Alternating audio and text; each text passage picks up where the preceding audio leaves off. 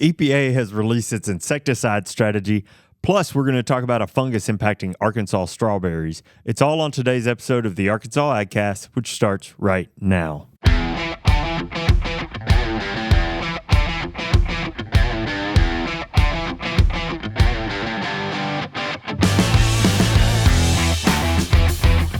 You're listening to the Arkansas AgCast, where we discuss the latest news, trends, and issues impacting Arkansas farmers and ranchers. Our show is brought to you by the Arkansas Farm Bureau Federation and hosted by Jason Brown and John Nickman. Howdy. Hello. Kind of a stunted start behind the scenes there, but we're off to the races on this Thursday and the first day of May. It is. Bring out your Justin Timberlake memes. That one went over my head. You'll have to explain that. That is that meme that says it's going to be May. Anyway, it's an old internet joke that I'm glad I didn't use. I almost broke that out on you in a meeting yesterday. How far back are we talking about? In sync. They did. In sync. Yeah. Yeah. They have a song that he has a lyric that says it's going to be me, but apparently he kind of put a little extra oomph on it. Yeah. And it sounds like it's going to be May. So forever, as internet memes have lived, around April 30th, May 1st. It's gonna be May. Yeah, that starts Gotcha. popping up. This picture of Justin Timberlake saying it's going to be May, like because tomorrow's May 1st. Yeah. And so anyway, You could, that was push awesome. that By the on way, the end a we little just bit move harder. right past I think that. that'd be perfect. We just move right past that. Yeah. We could use that as a sounder. Well, Everyone has to sing one Well, he used to be in a line band just from like a you, boy so- band, Yeah. and Yep, and we that's right. we use them throughout the year. No. Yeah, you'd probably pick somebody like 98. If I we- come from a long line of people who can't sing. So if we stay in everybody here can sing. too long, I can start trying to do some of the dance moves with it. That horribly, but Yeah, everybody can sing. in the don't shower get or to in the dancing too car. much with NSYNC because you'll have posters up in here before too long.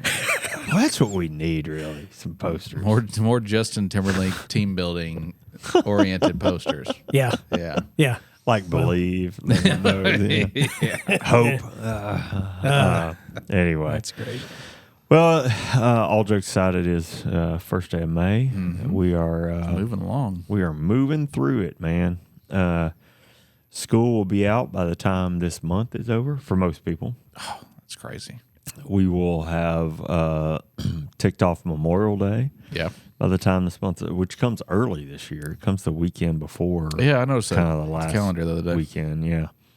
And I'm telling you, here's what happens to me every year. Memorial Day comes, you're like, all right, official beginning of summer, unofficial beginning of summer. You think, whoa, then we'll have 4th of July, we'll have Labor Day. And before you know it, it's the 4th of July, and then summer's just it feels done at that point. Man, it gets hot for me. Yeah. And it no matter how fast it actually moves, it always seems just terribly slow and hot and muggy.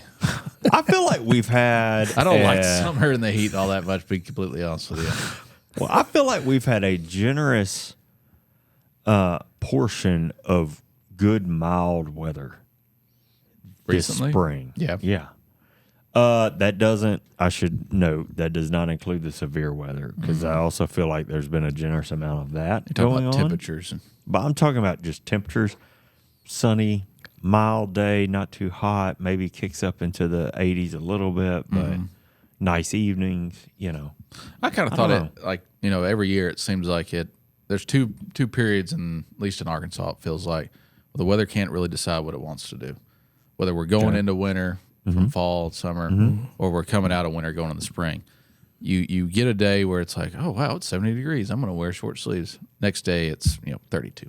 Yeah, I don't feel like we've had a lot, I think people a lot of times will talk about those days where you had to leave the house in a jacket and then you're burning up by the time you're coming home. I don't feel like we've had a lot of those days. I feel like the mornings have been fairly mild and Maybe and it's nice, we're getting older and time goes by faster and you don't notice it as much. Well, I'd tell you another sign that we're getting older. What's that? This conversation. This entire conversation. That's what I was about to say. That you are getting older there, Papa. Yeah. There's that. How's the weather down there? I mean, we're just waxing poetically, just going on about it, aren't we? Roundtable discussions about the weather at the donut shop. Yeah. I keep wondering if this thing goes any further past 30 minutes. Like, one of these days we're going to see John just like, Yeah, I know. right into the fall mic. out. Nibbling on prunes. Just fall out. That's hilarious. That's funny. Speaking of May 1st, a little bit of I won't do it as trivia because somebody's already reading ahead, but I thought this was interesting. Every day before we come in here, I always look to see what this day in history was like, just see kind of what was significant. I always learned something there in that process. And May 1st was the day that Ford Motor Company adopted. I wonder if this is as surprising to you guys as it was to me. The 5-day, 40-hour work week. And they went from... Well, I'll tell you about 7 days that. a week. But do you know how many years ago that may have been? Any guesses? I'm going to guess that was somewhere around 1923. 1926. Oh, 99. It's right here in front of me. 99 years ago. Oh, what do you know? But I thought that was fascinating. Like, we just think about these things that are just commonplace in our society. Yeah. And Yeah. you don't think about something like a 40-hour, 5-day work week as having a genesis, I guess. Yeah. You know what I mean? So I came across that. I'm like, oh, I guess I had to start somewhere. Yeah. To answer your question, John, they were working 6 days a week before then. Okay. You had the Sabbath, but that was it. Yeah. Especially in the auto industry. This article talked a lot about the auto industry, not other industries, but and when they made the change, it was Henry Ford's son, Eldson, I think is his name, said he made the change with the philosophy that downtime was not wasted time. Yeah. Or should not be reserved for certain classes of individuals. And I thought that was interesting. Downtime had been really looked upon as a negative. Lazy. Before then. Yeah. Yeah. Ford was also the first to pay a minimum wage from what I could tell. They had done that a few years previously, where they had elected to pay their employees $5 a day for that, because they also previously worked 9 hours, 9-hour days, 6 days a week. So they had bumped it up to $5 a day, I believe it was, and all other car manufacturers were like $250 a day. They doubled their pay. I wonder what the public's or their employees' sentiment was towards that. So, like, if you're a worker, in some situations, depending on your current situation, you want to work as much as possible to make as much money. And then the thing about now, where there's talks about, companies going to a 4-day work week. So what was the public's thought on that? Were they wanting to go down to 5? Were they wanting to actually go back to 7 because they wanted to make more money? I wonder what. Yeah, I don't know. It was 1914. They implemented a $5 per day minimum wage at the beginning, and when it was normally $2.34. I need to correct myself. Yeah. Initially, it was only put in place for men, and then 2 years later, they came back and gave that to women. So that was in 1916, and then, in 1926, they moved into the 5-day 40-hour. It's interesting. Work week. Yeah, I thought it was interesting. So there you go, May 1st. You think you could get by today working Different 8 world. hours a day for $5? No. Hey, how much could you cut back? Seriously, think about that. I'm reading this book about the Mississippi River, and the guy has to go. So some of the time periods that he's going back to, as far as like when that area of the world was flooded. You know, he has to relate to that in like 3 seconds in a 24-hour day. You know, that's how long ago that was. You know, it wasn't really. It sounds long ago, but it wasn't really. He has to kind of add that relation or context sometimes. That's what this makes me think of. I mean, this is not even a century ago. Yeah. Where we talking about it, you know, the 5 hour or the 5 day a week, 40-hour a week work day is not even a century old. It's kind of fascinating to think about. It is. Yeah. How much the world has changed in that little bit Or of just time. a grain of sand in the line of time. Yeah. John's philosophy hour. No, You're better right for though. hearing that. Yeah, I am. It's a good reminder. it is. Real good reminder. Deep thoughts by. Yeah. That's what it Your is. weekly deep thought from John McNabb. What was your first job? My first job, I was crushing cans at the can recycling place with Mr. Ollie Peters in Stuttgart, Arkansas. Yeah. Every other Saturday in the summer. So I only worked 4 days, I think. And I made $35 a day. And I smelled Not too shabby. like everything that came out of all those cans. When I Yeah, got home. buddy. I threw those clothes away every time I worked there. That got expensive. Yeah. And Mr. Ollie's wife was my third grade teacher. No, first grade, third, fourth, fifth, somewhere in there. Elementary school teacher. Can recycling was a big deal back in the 80s, early yeah. 90s. I mean, I remember recycled a lot Forest of City. cans. We had a place right in the middle of town. It was an 18-wheeler truck Yeah. with what looks like a mulcher or a shredder, you know, Yeah. parked right up That's to exactly it and, what had, this was, and had a yeah. little building. And Yep. you'd pull up in there, you'd put your cans on, they'd weigh them, Yep. give you your cash, and put them in that machine and shoot them in the back of that 18-wheeler. Yep. I don't know where all those cans went, but It was it was a big business. we would recycle cans, but we would come in with like several trash bags or Yeah, sure. Dad we kept do it the all in a same. big old refrigerator box. We'd take that. Uh-huh. But like Riceland and producers and all the big other manufacturers or Yeah. industrial type places, Mm-hmm. I guess they recycled cans too because they'd bring them in on a long trailer. Oh, Yeah. really? Yeah.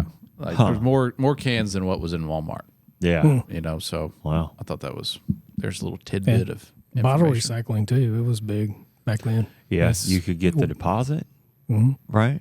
One of my first jobs. It wasn't Predates the me. first job, but it was during college. I worked at the Coca-Cola plant in Fort Smith, Oh yeah. and we reloaded all bottles and put them on a conveyor, and they went through the wash and got refilled. Smart. And yeah, Very smart. so they did reuse them. Think if they gave you a nickel back for that Yeah, or whatever it was, Yeah. I mean, they're probably buying bottles at half price, you know? Yeah, what was that? The Sandlot. Yeah. They ran out of baseballs, yeah, and they were trying to recycle old Coke bottles to get enough To get change, enough to change buy a to baseball. buy baseballs. That's pretty cool. Yeah. it was a big deal. Yeah. Oh. All right. Good times. Now we have plastic. Yes, they were just starting trying plastic. To avoid that like the plague. One day we would do bottles. The next day we did plastic. Oh, really? Back then? Yeah. Huh. Interesting. They filled the cans out of state, but the bottles were done there. Y'all remember the soda machines that when you put your money in, it just opened the door, and then you chose Oh, what yeah. you wanted out of it? Oh yeah, love those old machines. Our barber shop Yeah. had one of those, and it was a big deal to get a Yeah. drink out of there when you If you're went in. Big nostalgic Coke person, that's the machine you want. You want Oh, that with the really? little door opens and it lets it come out like that. Yeah. If you were born before '86, you'll remember stuff like that. Had the bottle opener on it, and they dropped down. Exactly. The thing. Yeah. I used to have one of those bottle openers in my house. Oh, really? So That's just cool. for nostalgia's Yeah. sake, you know. Yeah. It was cool. I love seeing old stuff like that. I don't want to collect it. I don't want to have it piling up Right. at my place, but I Right. love seeing stuff like that. Yeah. Oh yeah. One of my neighbors, he's retired 15 years from the railroad. They gave him the bell from the last train he drove. They took it off and gave it to him as a retirement gift. It's on a little stand in his garage, and that's always cool to Yeah. see. That's cool. I love seeing stuff like that. Oh, yeah. You know. Yeah. So, anyway, Old Americana. that's it, buddy. only happen one place, right here. Well, we talked about May 1st, some good history there. That was a jog down memory lane, man. I enjoyed that for sure. We tend to do that. Yeah, we do, don't we? Wax poetically. That's again another sign we're old, right? Blah blah blah blah blah blah. Meanwhile, half our people are like, "What? You used to have to hit the 5 key 5 times to put an L in a text message or whatever." Yeah. Nokia. Let me see here. May though is Mental Health Awareness Month. We talked about today being May 1st. May is Mental Health Awareness Month. There is a lot of resources that have been offered and put together by American Farm Bureau, Arkansas Farm Bureau. Here we're offering some resources as well. I believe today we have shared on our social channels some information about the Together All program. We'll talk about that here in a minute too. But just wanted to let you know, just as a reminder, Mental Health Awareness Month, very important time. It is. Last year, we did our first episode focus on mental health awareness, and that was we interviewed Brandon Wolf, who's a farmer in Saline County and also a mental health professional. You and I and Brian are traveling down over to Jackson County. Yes. Tomorrow, and we are going to record a deep dive episode with Jennifer James, farmer in Jackson County, and a young lady named Haley Mills, who's a mental health professional in Craighead County. And we're going to talk about the unique challenges that sometimes farmers and folks who live in rural areas face. And we will have that episode out in the next week or two.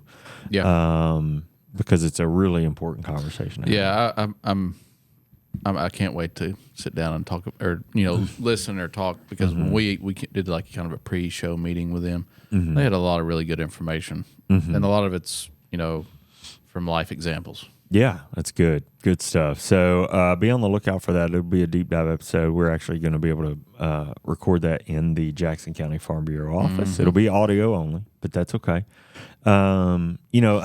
I was listening to a podcast on the treadmill this morning, and the guy was like, "Thank you for listening or watching my podcast." And it took me back to that, what we hear all the time about how so many people listen. Yeah. So many more people listen than watch. And I thought, I'd like to watch his podcast, but I don't have the time or space right now for that.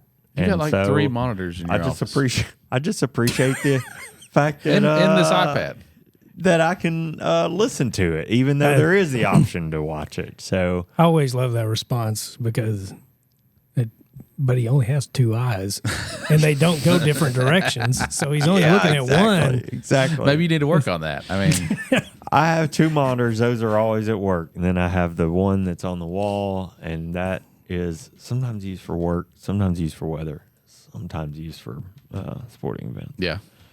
Watch in the background. But anyway, my point is it stays busy in there. My point is, keep your business. If there's a will, there's a way. If you really want to do something, you'll do it. Yeah, and you have the tools at your fingertips to do it. My point is, I appreciate being able to listen to a podcast even when the video option is open. So if you're listening, we understand why you're listening. He cracked himself up on that. If you're watching, you may get to see me punch him in a second. I got your point. I did. I did. Thank you for the clarification. Anyway, speaking of mental health, I'm going to need something after this. I'm here to keep you on your toes. There you go. I need to treat myself after dealing with you today. You going to go to any farmers markets this weekend? I think I may try. I sent it to you. You weren't familiar with it, but North Little Rock has got a new market. It's not a farmer's market, but it's a local foods market opening up. Brian, I don't know if you've heard of this place. I had not, called Tucker's Market. It's on sort of in Dark Hollow, and they're in with another company, but they had what I saw is local beef, poultry, pork, some veggies. They've got rice, local rice, and it just looked excellent. Apparently, they're opening Saturday. I've heard mention of not that. too far but from your house. Never been there. Well, they're going to open Saturday, and we may drop in there. Well, there you go. Let me know how it is. See how it is. We also got a press release this morning from the Little Rock Farmers Market, which Good. also opens Saturday. Mm-hmm. And you know what? You always say farmers market season begins in May. Yeah, first weekend of May is usually, if they're not already open, they're going to either be open on the first or they're going to try really hard to be. Yeah. Yep. Yeah. We may go to Conway Farmers Market too.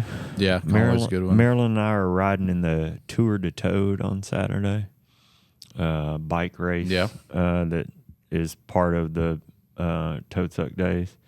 So we'll be up there. We may run into that one. If you really want to travel, or if you're in Northwest Arkansas for any reason, I haven't been to Rogers or Springdale Farmers Market, but the Bentonville and Fayetteville Farmers Markets are really, really something to see. Nice. Yeah. A lot of good stuff there. Nice. I've seen images from there, and it's big. I Heard saw a really good Howard thing about the Hot County. Springs one too. Yeah, I saw Howard County. Yeah. And I just wanted to mention that because we don't ever talk about Howard County. I feel like. The one on ASU's campus, Jonesboro. Judd Hill. Yeah, Judd Hill's a really good one too.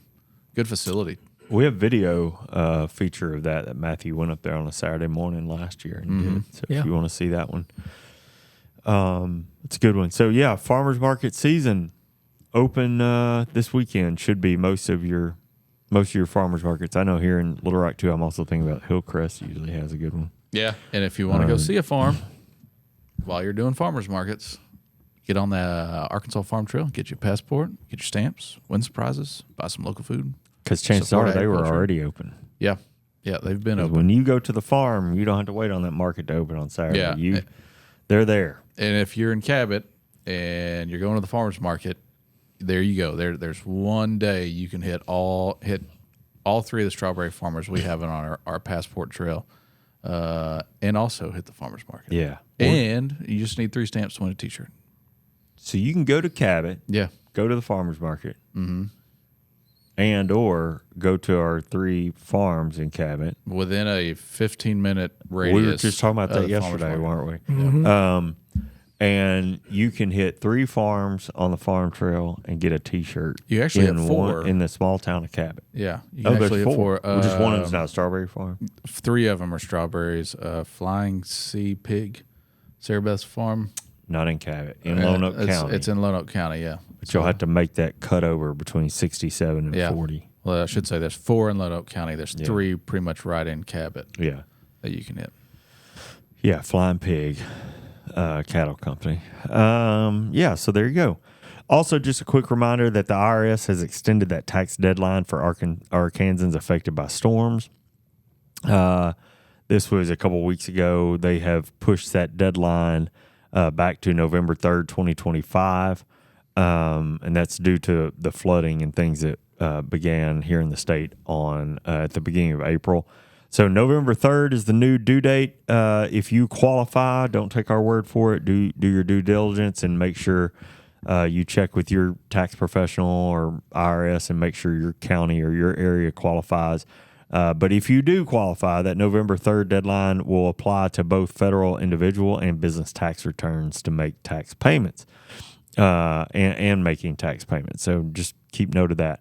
All right, we got to get into the news because we're running along already, but we'll hit the crop progress and quality report real quick. We do have quality on 1 crop so far. Actually, I'm sorry, 2. So let's just hit this real quick. Corn planted, we are at 80%. My goodness, how can we almost be done with corn planting? Moving. Last week was 62%. Last year this time was 79%, and the 5-year average 65%. So we're well over the 5-year average, about on pace with last year right now. Yeah, this looks bigger to us because we weren't here last week. Looks like a bigger, yeah, that's right. 58% of the crops already emerged, and the quality, I'm sad to say, is not looking so great. 58% good to excellent, and the other sort of almost half is fair to poor condition. That's likely due to rain and the severe weather we've had recently. We'll keep an eye on that to see if the corn crop bounces back. But we already know that many more people were planting corn this year than did last year. So that will be quite impactful if the quality doesn't turn around. Rice, 68% planted this week. Last week was at 48%, a 20% jump. Like corn last year at this time, though, we were at 81% planted. So we are a little bit behind last year, but still well ahead of the 5-year average, which is about half the crop planted on the 5-year average this time. 40% of the crop has emerged, so rice is coming along as well. Soybeans, as we might expect, sort of bringing up the rear here, at least as far as the big three go. 45% of soybeans are planted. Last week was 12%.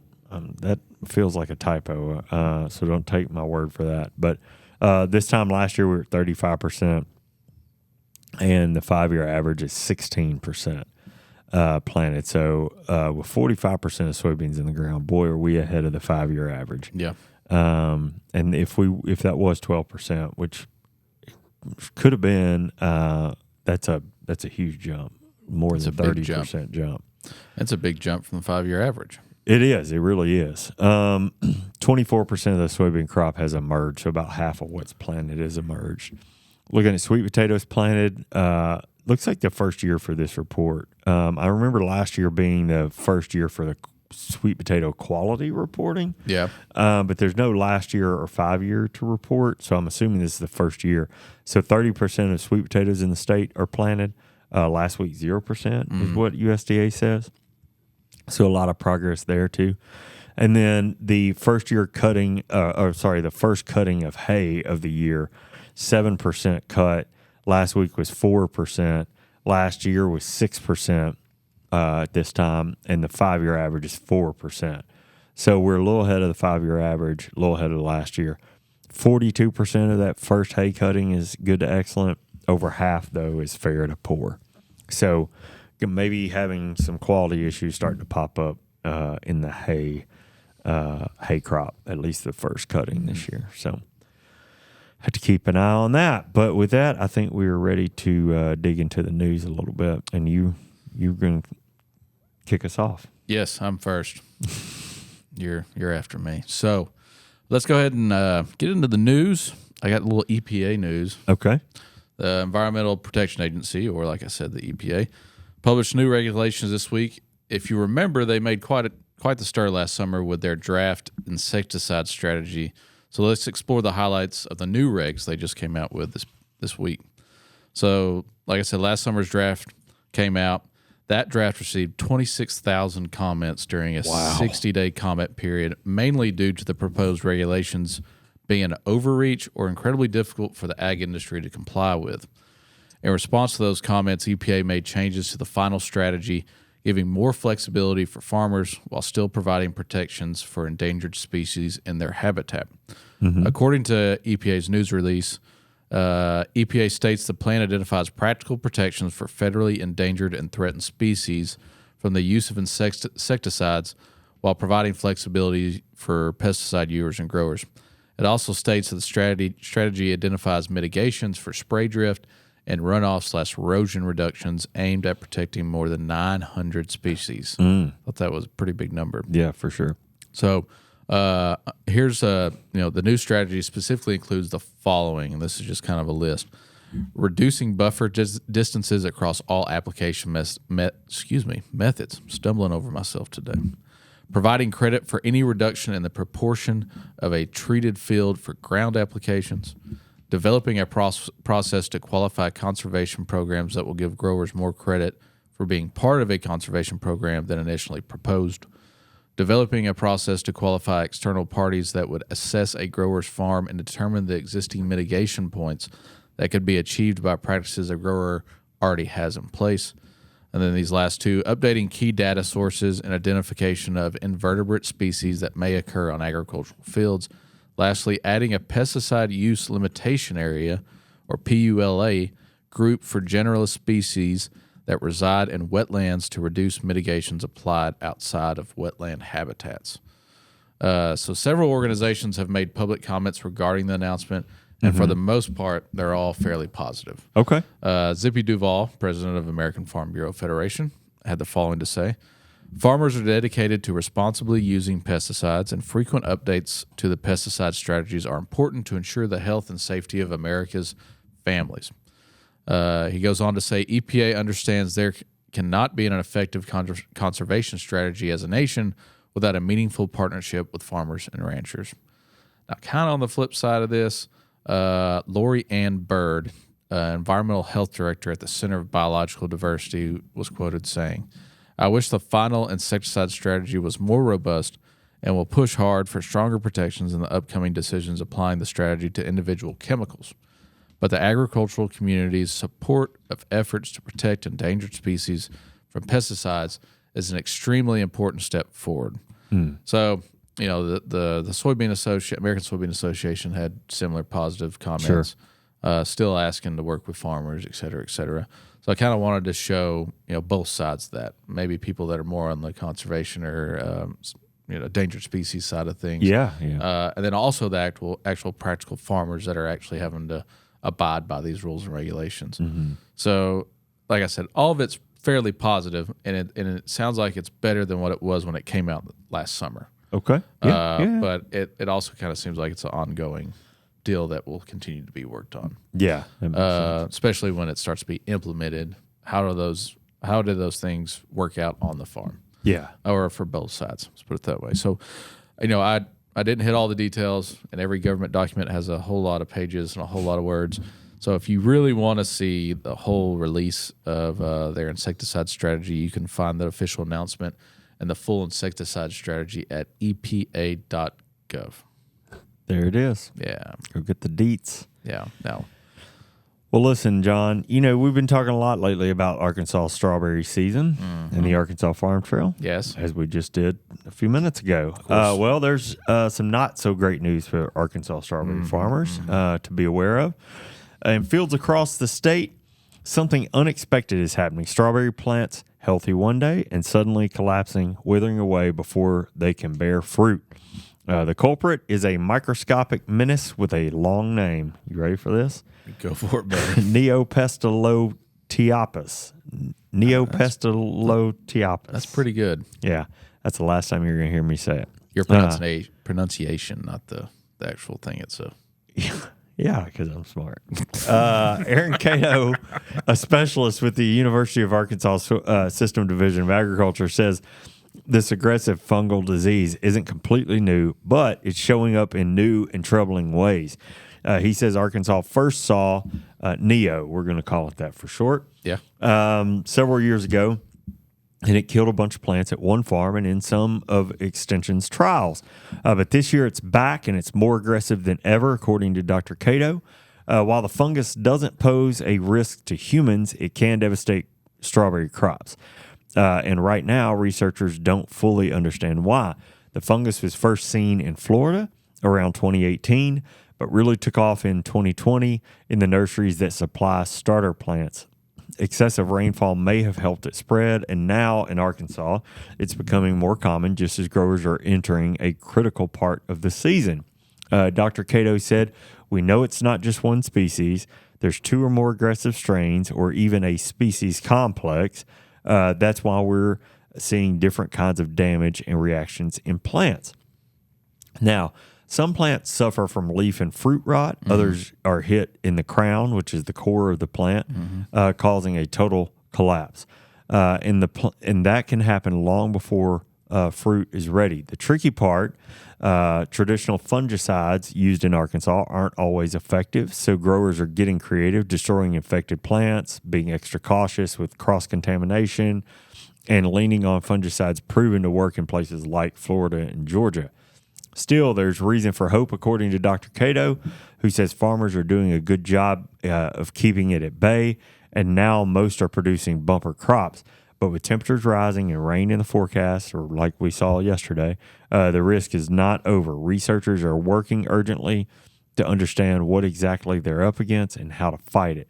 Until then, Arkansas strawberry growers are on high alert, watching for signs of a disease that's as elusive as it is destructive. I'm sorry. Sorry, I really liked how you ended that there. It's pretty creative. Well, okay. It's both. It's both. This really worries me because, you know, Cato's kind of insinuating that this just isn't one spot right now in Arkansas. And And I also talked to a strawberry grower last week. I'm not sure if he was referring to this fungus, but I know what you're talking about. He was concerned that he wasn't going to have strawberries for much longer, and some of the plants were dying off. What I mean is like for the rest of the season. So not that this is spreading across the state. I'm not trying to spread that fear by any means, but if you, other than just regular seasonality, if you want Arkansas grown strawberries, you better go get them now. Yeah. Also because they're very popular. Yeah, that too. But yeah, we produced a video on a farmer who's on the farm trail who had some issues with disease, and not sure it's this exact disease, but he pivoted. He's done a turnaround and is coming out okay with it, but certainly has had its impact in the state as we can see. So just thought that was relevant today since we are in strawberry season. How much longer will it last? Oh man, it kind of depends. We'll go to June.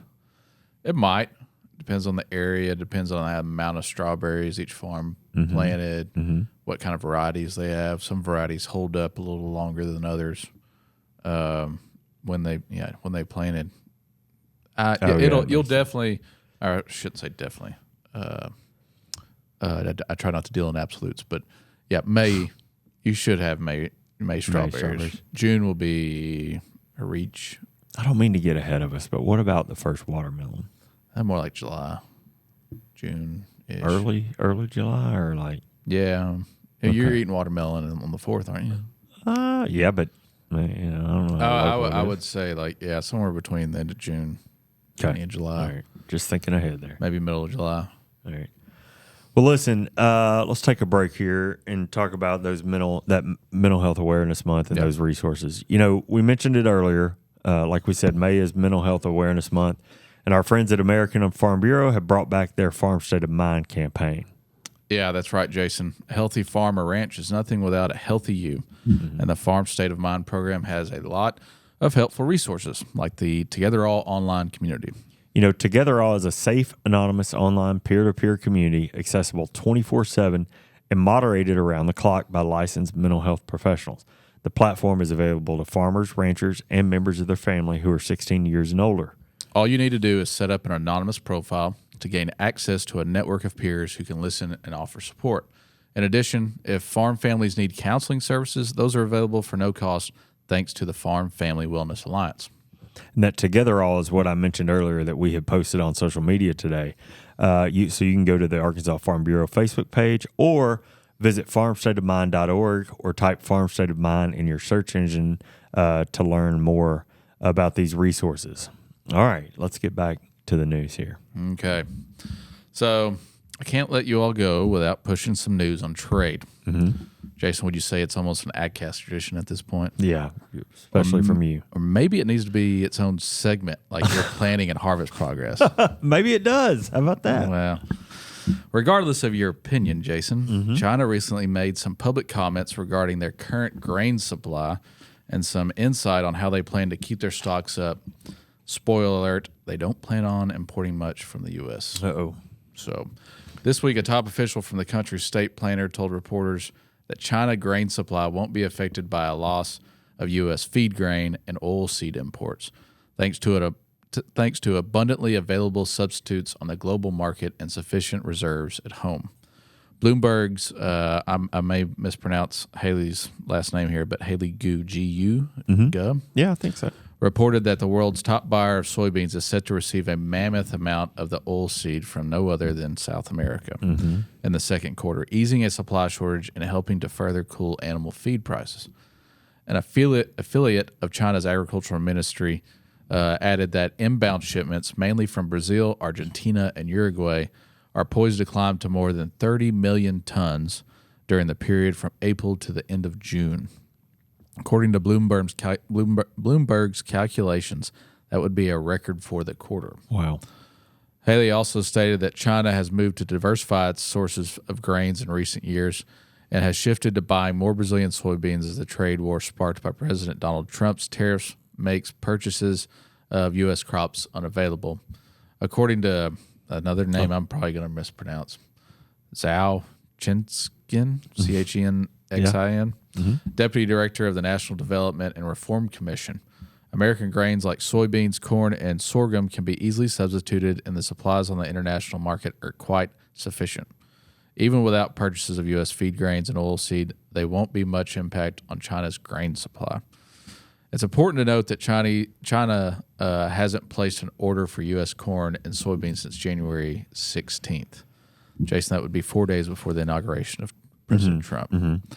So since 2018, we've been in some state of a trade war with China, and within that time, the U.S. has lost its position as China's largest soybean supplier to Brazil. And according to reports, China is currently in talks with Brazil to expand imports from the country.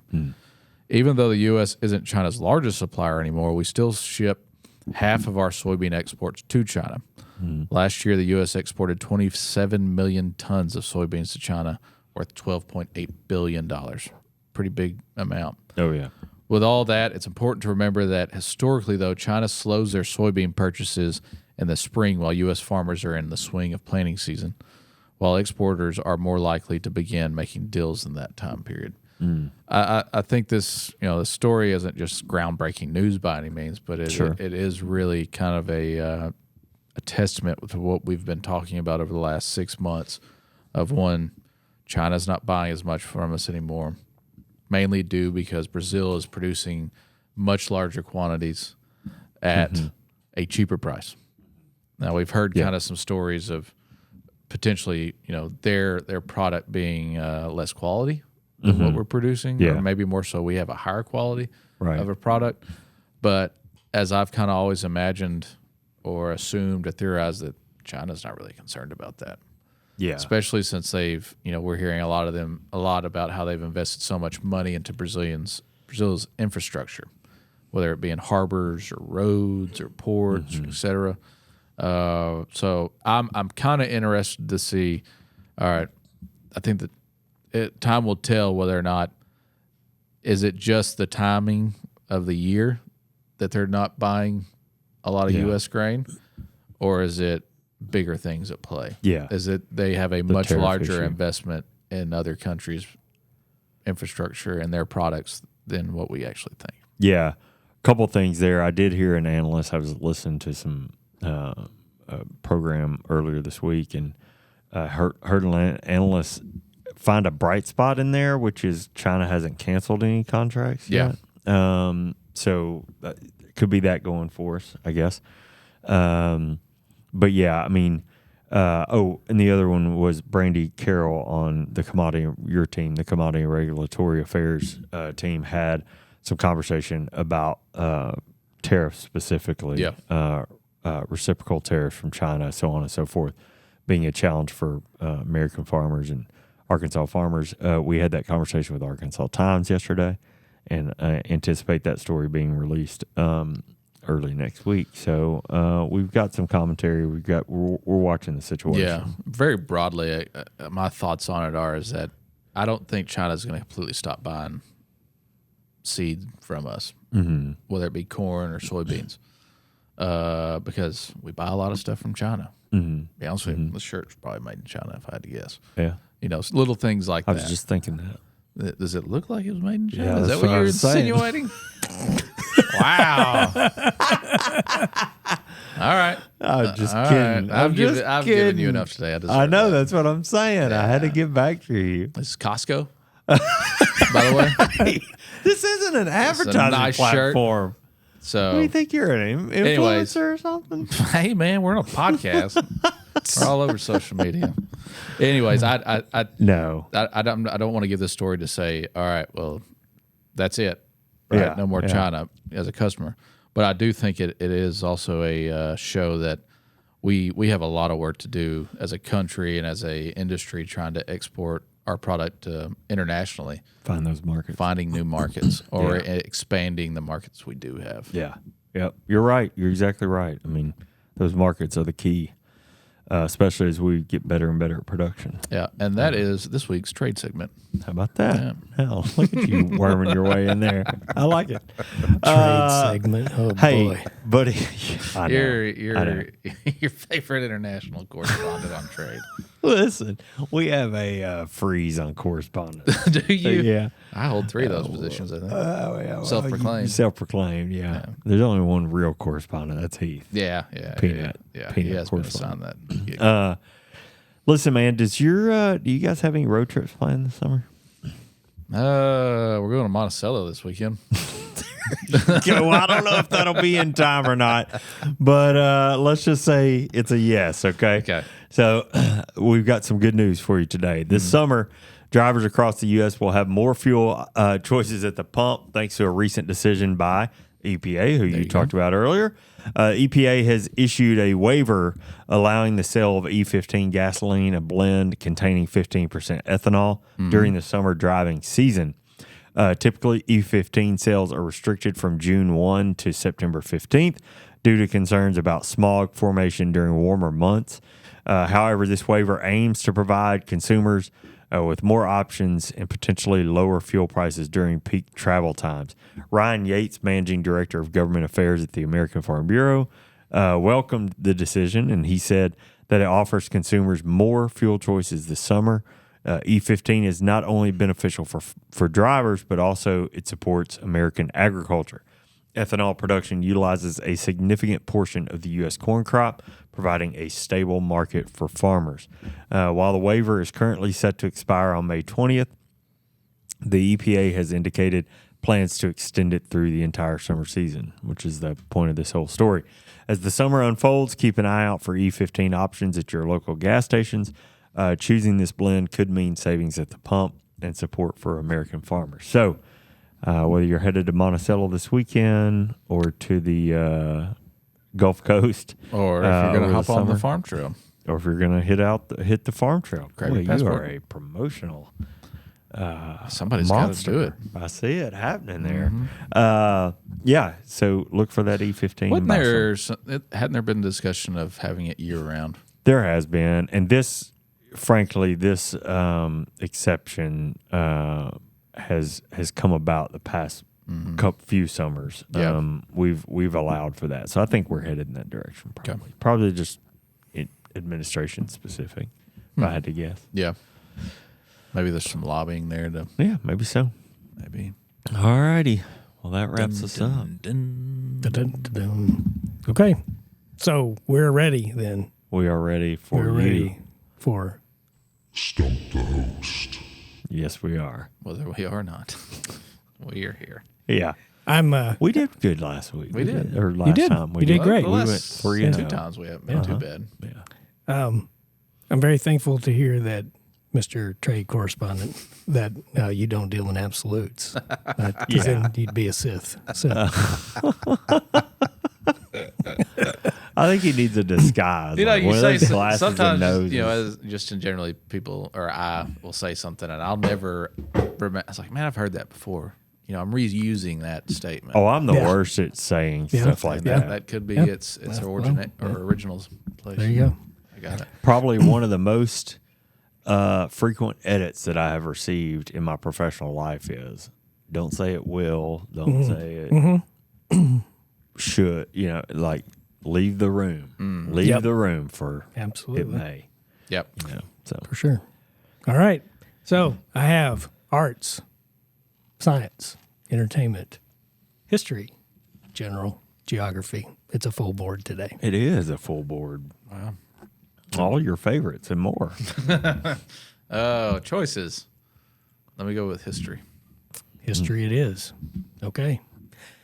When was the Rosetta Stone found?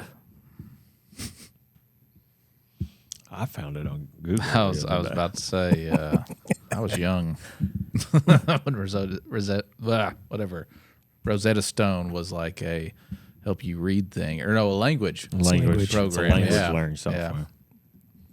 When was the Rosetta Stone found? I'm gonna say 1873. No. But That sounds like it was terribly wrong. I'm glad you're going back into history because this is a little ways back. But yeah, I'll give you a hint. You need to go further back. I answered. I was wrong. Previous century. So you, I can't say it now because I looked it up. Like, I didn't look up when it was discovered. I looked up just Rosetta Stone, and it was the first thing that popped up. And you're that's not an 18th excuse. That's century. stupid. Yeah. So 1799. 1799. Yeah, I found it on I wasn't accident. quite 100 years off, but So don't look up the next answer. Yeah, I won't. And I didn't mean to look that one we've up. been playing this game for a long time. Yeah? Yeah, and you know not to look up the answer. But you I did. know. I just wanted to. I want to be refreshed on what the Rosetta Make me Stone look was. stupid. That's why I didn't guess. If I wanted you to look stupid, I would have said, yeah, 1799. What an idiot. Everybody knows that. Yeah, everybody knows that one. I'm going to go with entertainment. Entertainment. Okay. What is Andy Dufresne's prison number in the movie The Shawshank Redemption? Andy Dufresne. And Andy Dufresne. I Sorry, remember I'm not a good enunciator, we were so- talking about movies before we started, and I was just about to say, That's one of my favorite movies. yeah, I like that movie a lot. Wasn't it kind of like a bomb at the box office? Like it didn't do very well. I don't remember that, I don't but remember it's that not a part. bomb in my heart. No, it's a great I think the movie. story is that it didn't do well at the box What office. was this prisoner Prison number? number. Prison number. His prison number. Oh gosh, it's got to be significant. I just don't. Has some zeros in front of it? No. 3. No. I don't know. It starts with a 3. Oh really? So it's more than one number. Yeah. Starts so what with would a be 3. your That would be correct. I'm going to say prisoner number 387. No. It is 37,927. Oh my lord. Way off. That's like the hardest. Do you have to set on extra hard today? No. Hey, I took it easy on you guys last week. so 37,927. There's some sort of 37,927. significance to that. I I'm sure there guarantee is. you somewhere. I'm sure there is. Dufresne. I need to remember that. Yeah. Sorry, I right. just remember it from the movie. I didn't mean to. Well, it's been a while since I Correct. watched it. So, okay. Arts, science, general, geography. General. General. Who said you'd be surprised how much it costs to look this cheap?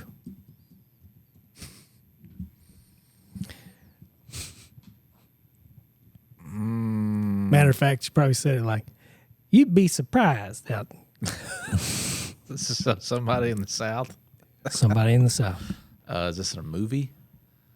I'm not going to say.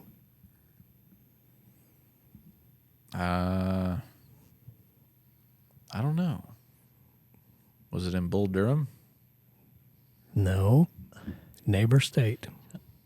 She's in I there. know that. I mean, are you ready to give up? This guy. I don't know the answer. Go ahead. You do know the answer. You just haven't thought about it. Okay. That's what I've been picking Dolly. my nose over here. So. That's a Dolly. That's a That's Dolly. a Dolly Parton. quote. Dolly Yeah. Parton. Saw something about Dolly Parton this morning. Did you really? Mm-hmm. Good person. Yeah. There you go. We That's it. we signed up for Dolly Parton's Oh, the- library. Yeah. Yeah. Little Tone gets a We book did every too. month. Yeah. How about that? Yeah. It's pretty cool. I wonder if they have that for like older kids. I need to look into that. They do. I read them. Imagination. I read them too. You're a big fan of that book you just got, aren't you? That's hilarious. Oh man. Well, we've had our share of fun today. We better get on out of here. Hopefully Was that a big yawn? Hopefully my day- You realize we're still taping, right? Hopefully my day is better than how my answers went on that segment of the show. Let's hope so too. I hope so too. I hope it starts to look up for you, buddy. I hope I don't get to the end of the day and I just like I don't know. I don't know. I don't have an answer for today. Oh, well, it's Thursday. We know that. All right. That wraps up the news for this week. Thanks for following along with the Arkansas AgCast. We're grateful for you taking the time to watch and or listen. Always. So remember, you can catch new episodes of the show every Thursday afternoon. Find video episodes on Facebook and YouTube. Listen to the audio version wherever you listen to podcasts. You know, this is so important. Make sure you subscribe and leave us a review when you have a few extra minutes. It really helps us reach our larger audience here. The Arkansas goodness gracious. The Arkansas Keep on AgCast going. is brought to you by the Arkansas Farm Bureau. I'm Jason Brown, And I'm John McMahon. and we'll see you next week.